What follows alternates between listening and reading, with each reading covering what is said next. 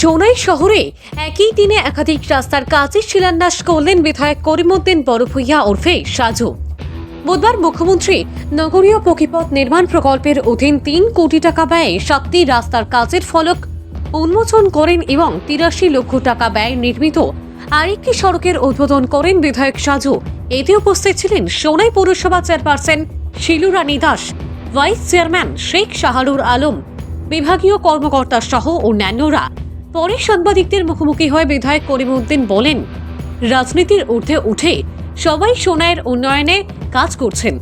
সোনাই পৌরসভা সকল সদস্য ঐক্যবদ্ধভাবে শহরকে এগিয়ে নিয়ে যেতে তৎপর রয়েছেন। জানান, এখন সোনাইয়ে ফলক থাকলে কাজও রয়েছে। দুর্নীতিমুক্ত প্রত্যেক প্রকল্প বাস্তবায়ন হচ্ছে।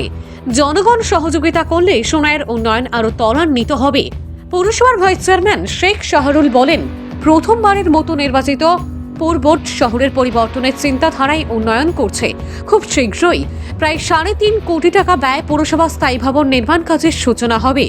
এদিন শিলান্যাস অনুষ্ঠানগুলোতে অন্যান্যদের মধ্যে উপস্থিত ছিলেন ওয়ার্ড কমিশনার যথাক্রমে মীনাক্ষীনাথ শাহরুল লস্কর, নূর আহমেদ বড়ভূঁইয়া, নেবুল ইসলাম লস্কর, দেবাশিস রায়, ওয়ার্ড কমিশনারের প্রতিনিধি যথাক্রমে আজাদ হোসেন লস্কর, আনসারুল হক লস্কর, রামকৃষ্ণ নাথ, সবিনয় দাস, খিজির আহমেদ চৌধুরী, সোনাই ইউডিএফ এর সাধারণ সম্পাদক জাকির লস্কর, কিরামেদ বদরউদ্দিন মজুমদার, মনিলাল ধর, রামেশ্বর শর্মা প্রমুখ। তো মিউনিসিপ্যালিটি সম্বন্ধে আপনারা অবগত আছেন যে জিরো থেকে শুরু হয়েছে। মিউনিসিপ্যালিটির প্রত্যেক ওয়ার্ড কমিশনার ওরা কখনো দলীয় ভাবে বা কে কোন দলের কে কি করে সেটা সেই মনোভাব ওনাদের নেই। এটা একটা এই মিউনিসিপ্যালিটি সোনাই মিউনিসিপ্যালিটির ওয়ার্ড কমিশনারদের এই মানসিকতা সত্যি প্রশংসনীয়। নিরলস প্রচেষ্টা, যেটা প্রচারবিহীন প্রচেষ্টা, সেটা প্রত্যেকে মিলে যৌথভাবে কাজ করছে। সবচেয়ে বড় কথা হলো যে কালেকটিভ ডিসিশন নেয়।